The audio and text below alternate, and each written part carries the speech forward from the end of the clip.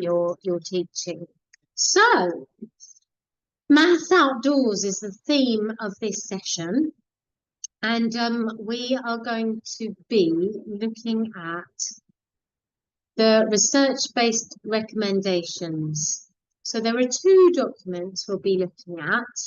The evidence store has a mathematical section, and then there is also a booklet of guidance which came out before the development store, I think.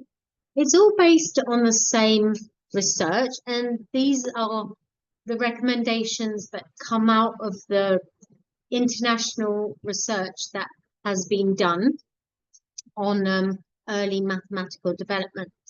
So integrating maths into your routines and throughout the day to ensure children are exposed to mathematical language frequently is definitely very effective. So this is about making sure that our children are exposed to a lot of mathematical language. And the way to do that is not just during a mathematical session, but throughout the day. And different times of the day that punctuate the day, your different routines, you're getting ready for lunch, going to wash your hands. If you incorporate maths into those transitions, then you're doing a wonderful thing. You're exposing the children to more and more mathematical language. But what we need to look at is how we make sure we vary that mathematical language. So we're not always just talking about counting and number, but going beyond. The other recommendation is that maths concepts can be reinforced using picture books. So to really think about how you might use books to reinforce new language that you haven't exposed the children to much is a really good way to expose the children to new mathematical language and concepts that then you keep going in your continuous provision. In this session, we won't talk so much about the books element because we're talking about outside. There's a lot of reenactment of books that we can do outside and revisiting of some ideas from books, but it's not the hugest element of this session. We're going to be looking at the opportunities that the outside resources and the outside space provide. And the third recommendation is that board games are particularly helpful in reinforcing number. So these are three things that are absolutely supported by research, and we are probably going to look at the first more than anything. That idea that we need to expose our children to lots of mathematical language so that we are constantly retrieving and using language from different strands of maths. So if we look at the 5 approaches as set out in the development store, we're looking at teaching the association between number and quantity, promoting fluency with numbers and sequences, teaching problem-solving skills for maths specifically, teaching and modelling how to make comparisons and connections. That really needs to be done alongside the children so that you're really drawing out those comparisons and helping children see, for instance, the numbers within a number. And then facilitating mathematical language. Now, there has not been enough research to say which of these approaches is the most effective above all. What the research is recommending is that we apply all of these approaches simultaneously, because it is very clear that all of these elements are essential in teaching mathematics to our youngest learners, because it is so very complex. The progression of understanding different strands of math goes through so many different stages that it really takes time. And what is very clear is that the adult subject knowledge needs to be quite precise in order for us to be able to support our children and being really confident with their maths, really positive with their maths. And we know that a lot of people have had quite traumatic experiences with their own early mathematical experiences. So that is an element that is always there, that we need to make sure that exposure to mathematical concepts and language is very positive. We make it fun, we make it child-led, we make it integrated into the continuous provision and the play of our children, and we avoid introducing maths where it doesn't make any sense in their role play or their game. We all have those examples of where we might have asked a child to count the objects that they've just collected, and that was absolutely not the intention of the game, and then they walk away from it. So when we're facilitating the use of mathematical language, we really need to choose our moments carefully so that we're not being off-putting. So the EEF has created these really useful developmental progressions. There are more strands of maths, so it's really useful to build up our subject knowledge beyond these three. But here you can look at geometry and spatial thinking. And so the large circles you see here is where you start. These are the building blocks. So building structures by copying pictures, i.e. using instructional diagrams. That might be the start of you building up some sort of spatial geometry. You have those little cards show you that you put one red brick here and two blue bricks. That's how it might start, and then it becomes a little bit more complex. It might be that you're just making something, building a tower, and you ask the child to do something similar. The very first stage might be of them copying your actual tower rather than an abstract image. So this is where we have to be really careful in adapting things for the different stages of our children. Then you might go on to understand and recreate images from someone else's view, using complex relational language such as left and right, naming 2D and 3D shapes. And as you can see, there's a lot happening before you're even naming the shapes. You're copying how things are arranged. You're making structures. You're doing things before you're able to actually name them. Then there are the different stages of the operations and the different stages of number. So those are really useful for you to use when planning for children who are at different stages, but also when you're planning the progression of your own mathematical curriculum. So the way we've done that here at our lead setting at Charles Dickens Nursery is we look at pattern in the autumn term, then we go on to cardinality and counting, then we go on to comparison, then composition. In the summer we look at shape and space, and then we go on to measures. Now this doesn't mean that we do these things in isolation, but what it does mean is that we make sure we cover the language in all of these different 6 strands, so that as practitioners, we're not creating any gaps anywhere. There will be lots of overlap. Cardinality and counting is probably going to end up everywhere all the time.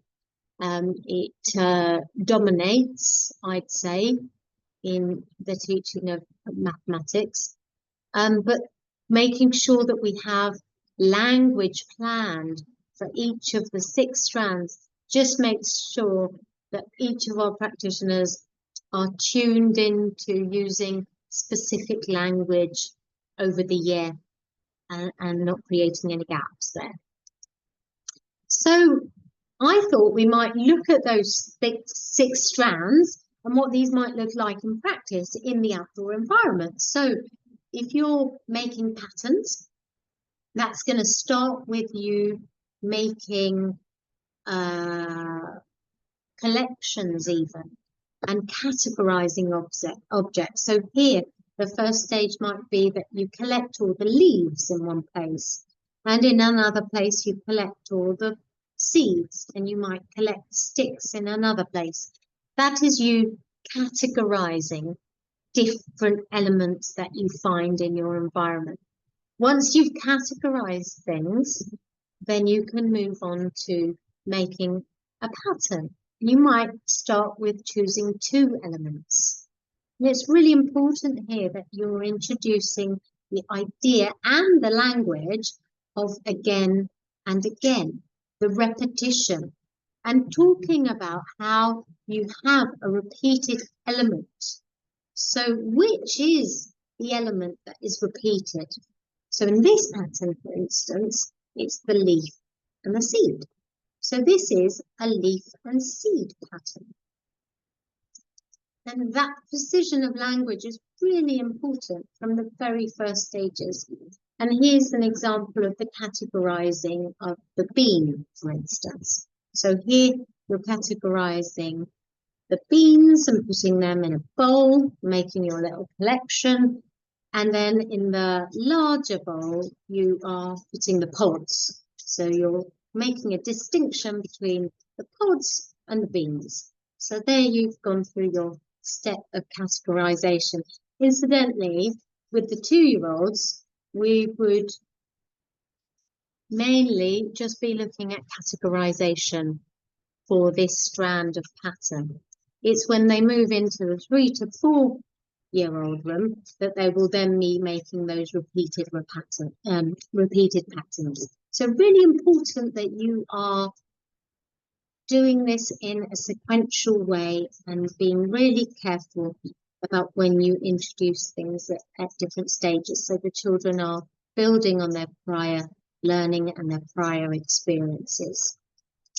If you're lucky enough to have a space where you can grow things, these are things that you can grow in your outdoor space.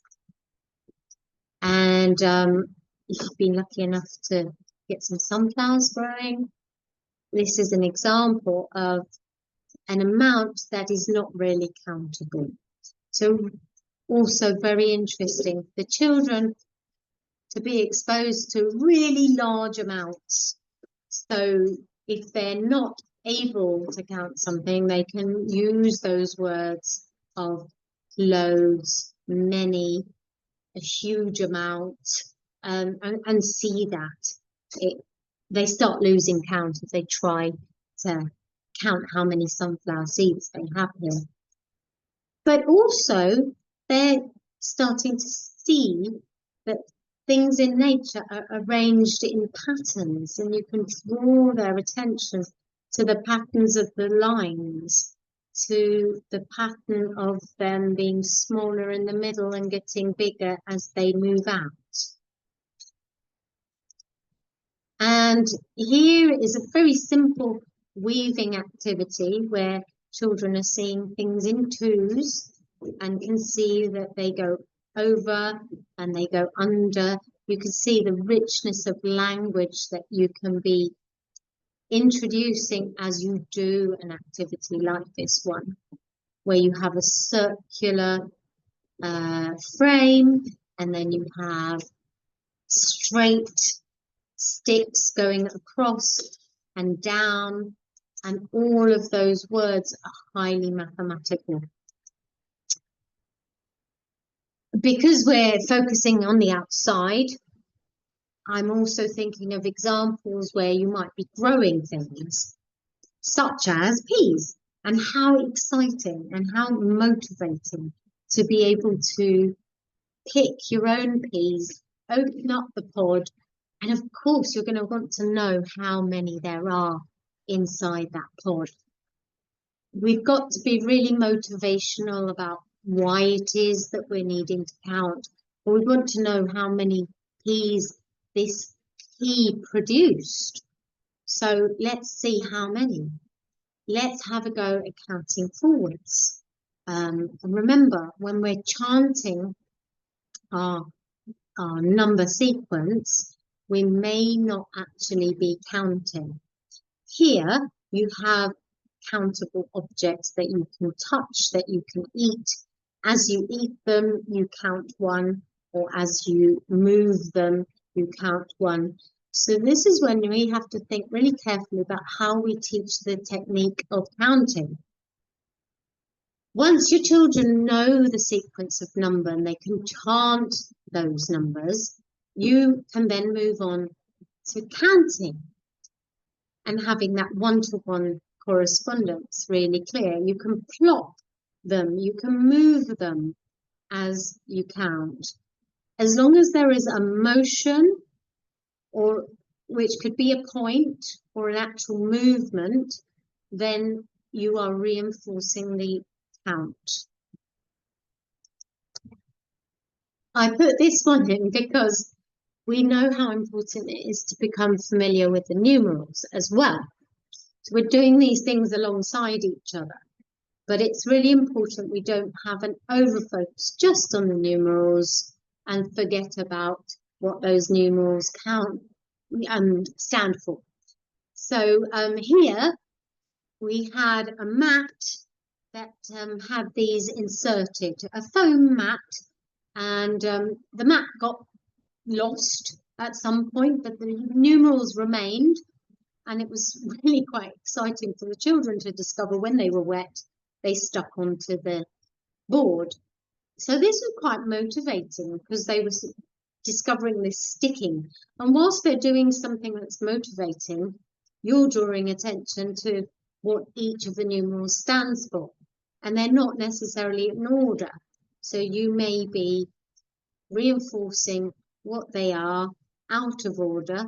You might then put them in order, but really break things down so you are making use of whatever it is that the children are interested in that moment. For them, the most important thing was that they were sticking to the board in this situation. And we were able to say, oh, wow, you've stuck the 1 on there. Fantastic. And then you can start incorporating, oh, why don't you put the 3s together?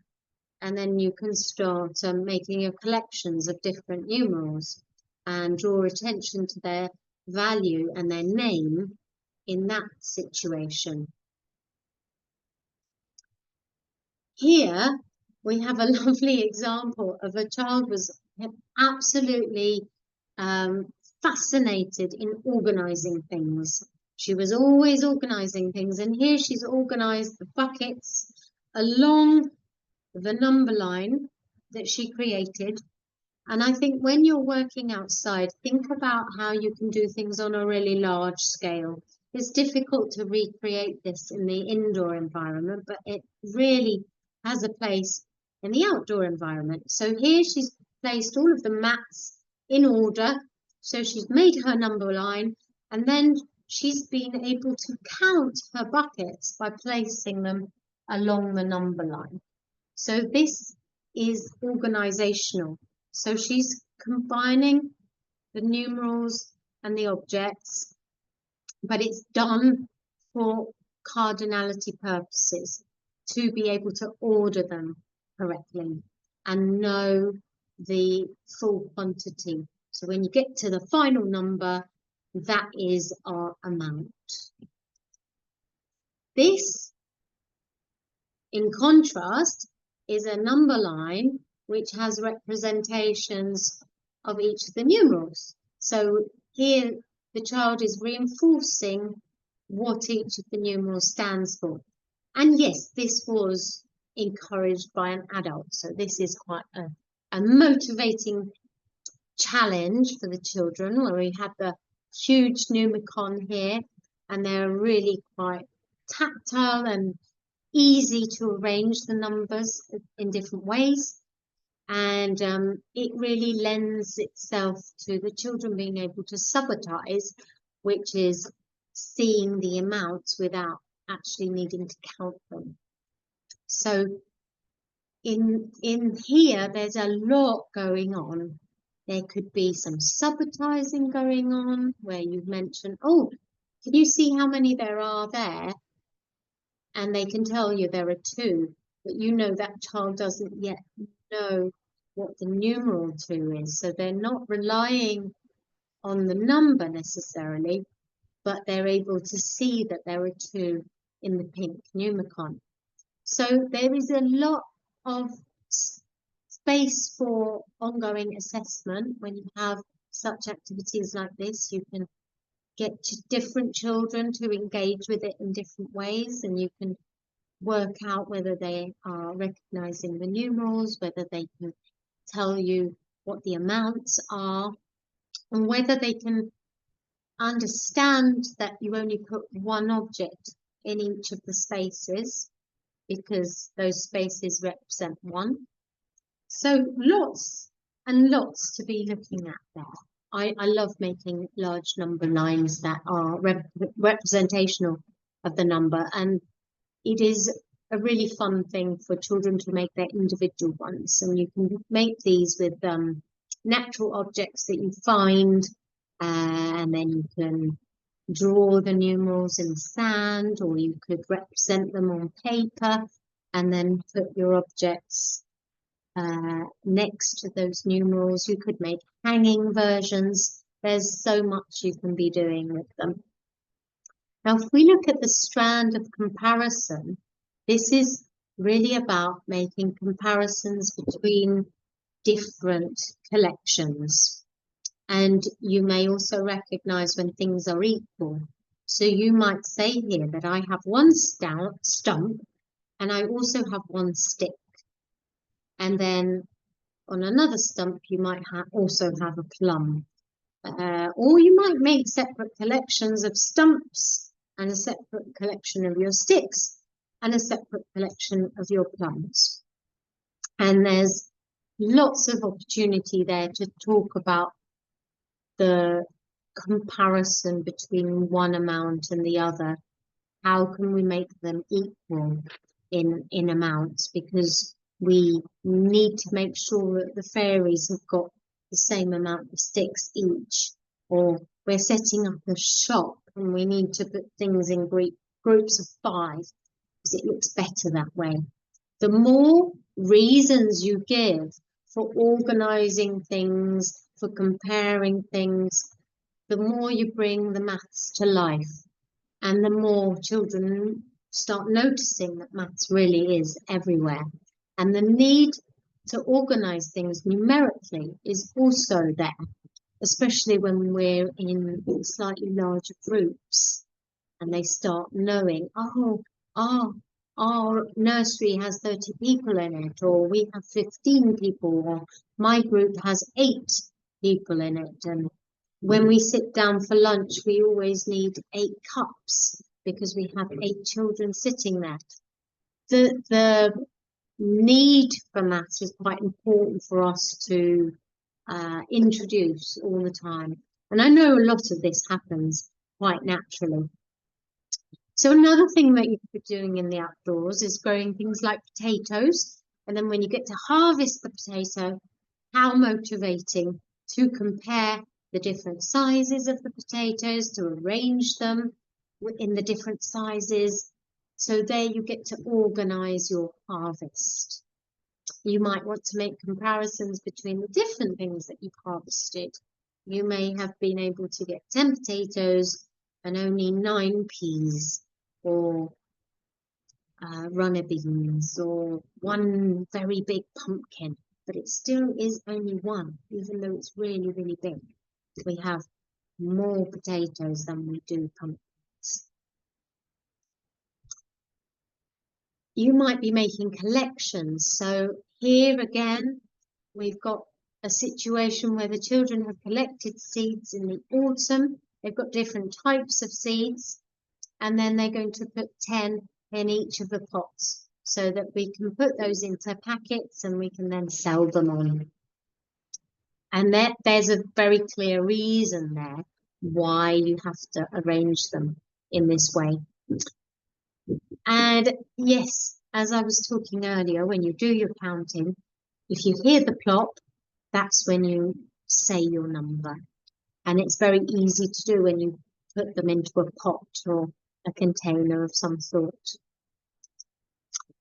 And again, we've got our little friend here who likes to make arrangements. She is making a lovely arrangement here of buckets with sand, and each of the buckets has a dot in it. But you can see here that you can make comparisons between the different sized buckets, and then you can start weaving in the language of composition. So you might be arranging a line here of buckets that are different sizes. So you've got one really large bucket, we've got 3 slightly smaller buckets, and then we've got 6 really small buckets. And she's filling one other, and you can talk about where you might want to put that one if you want to organize them in size order. We also want to develop the understanding of conservation. So if you're making arrangements of the same amount, we each have 5 buckets, say, and we arrange them in different ways, there's still 5. I still have my group of 5. Have you still got your group of 5? Oh yes, but your 5's in a line. Mine are in a sort of square arrangement. Mine are in 5 that you see on the dice. And that way you can talk about the amounts that are within the amount. And these are really important things that we draw attention to, rather than extending our children to larger numbers. It's much, much more important to make sure that they have a really good concept of what 5 means, for instance. Or if we were to take those 6 buckets, or 6 smaller ones, what does that mean? How many different ways can we arrange that 6? If we arrange it with 2 here, 2 here, and 2 here, is that still 6? Yes, it is. And that's what we mean about composition. You're noticing that there are 2 there, 2 there, 2 there, but we still have 6 altogether. What about if we arrange them in 2 different groups? Ah, I can see I've got 3 there. But the most important thing I have found when working with these sorts of amounts is to see how the child arranges things rather than asking them to arrange them in a particular way. If I really want to make sure that I want them to do it in 2 groups, I may create 2 very distinct spaces that are obvious that I want them to put things in. So with smaller objects, I might present 2 plates. See if you can put your 6 objects in these 2 plates and play around with the different amounts. With larger objects outside, I might get some really big black buckets and give them 2 of those because I want them to arrange them into 2 separate containers. Here with your arrangement, you might have opportunities to talk about how you have an arrangement of 4, an arrangement of 3, but they're still 7 altogether. And these sticks have been very carefully placed. There's an opportunity to talk about how we have more on one side, fewer on the other.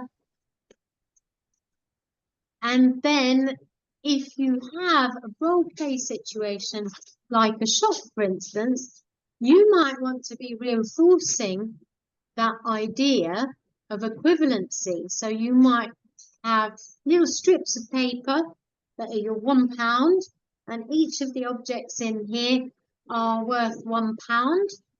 And so for one thing, you have to pay one thing. That really helps reinforce the idea of one, the idea of two, the idea of three.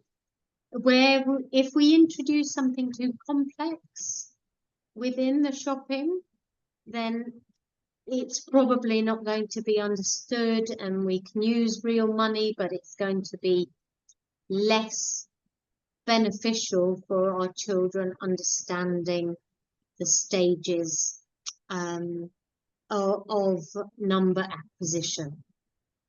So really think about how it is you want to introduce an idea. You might be spotting bugs in your natural environments.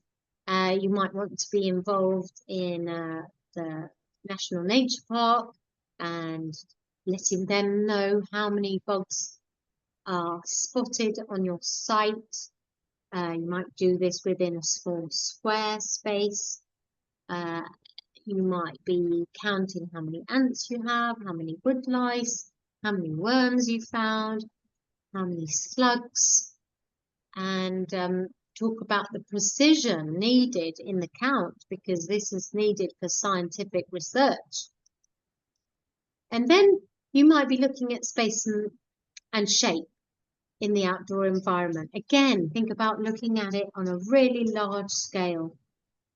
How can you develop that spatial awareness? We were really lucky that our logs here fit perfectly into these crates, so it was a wonderful opportunity to precisely fill those crates with a precise amount of objects.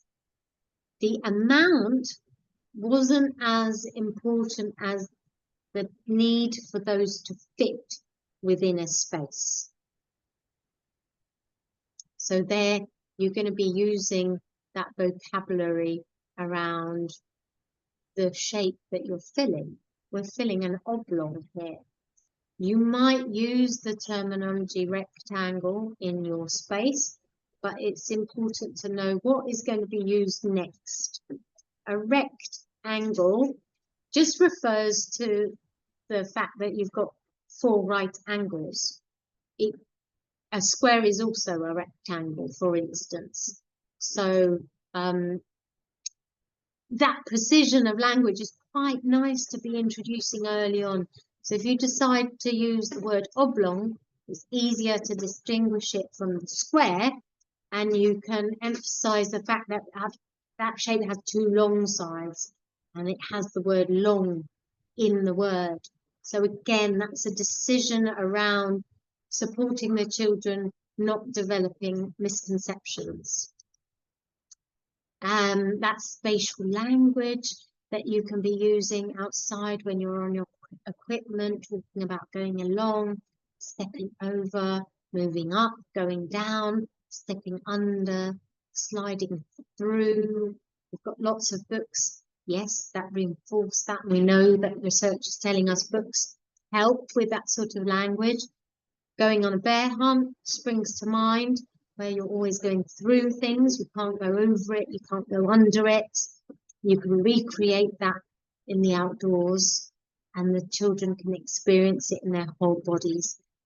Our little pair here, who are really interested in early geometry, having a go at filling the A-frame. So they've noticed that the space under the A-frame has created an opportunity for them to fill with different shaped objects. So they're seeing shapes within shapes. How can we fill this space? Rather than how many can we get in there, we could be emphasizing, how do we do that? What are we going to use? Which type of shape? Oh, those long oblongs, they fit in there really well. They're going side by side. They're next to each other. We have to put them really straight so they fit in. All of those very carefully chosen words help the children express their own mathematical thinking. You could be making shapes with your body. Here the children are making a triangle as they do their downward dog. You could try and make different shapes with a partner. They can try and make shapes by lying on the ground. These are the wonderful opportunities that the outdoor environment provides us with. And making sure that we also provide opportunities for the children to record. We might be recording the chalk on boards or on the floor, recording amounts, but here, recording the length of something, if we want to measure something, or how far we've jumped using steps as units of measure, or you might begin using a stick as a unit of measure. Can we find things in this space that are the same length as this stick? That's a really nice challenge for the children. Or how tall are we? How many years old might you be? These are all things that relate to measure. So be specific about the language you use. You might say, bend your knees to jump high. Let's see how far you can move forward. I like to give examples, not just of vocabulary, but of that vocabulary embedded in a sentence, so that we're thinking quite carefully about how we're packaging that word. I wonder if we can measure the length or the distance you have jumped.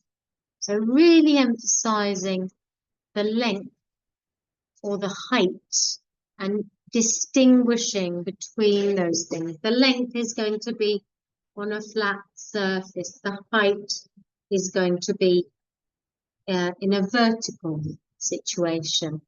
You can then put that vertical thing down flat and then talk about measuring its length. And here are the useful links, because I have made reference to the evidence store, but also the guidance reports. And then there are some really nice blogs, and you can easily find those developmental progression charts in both How Children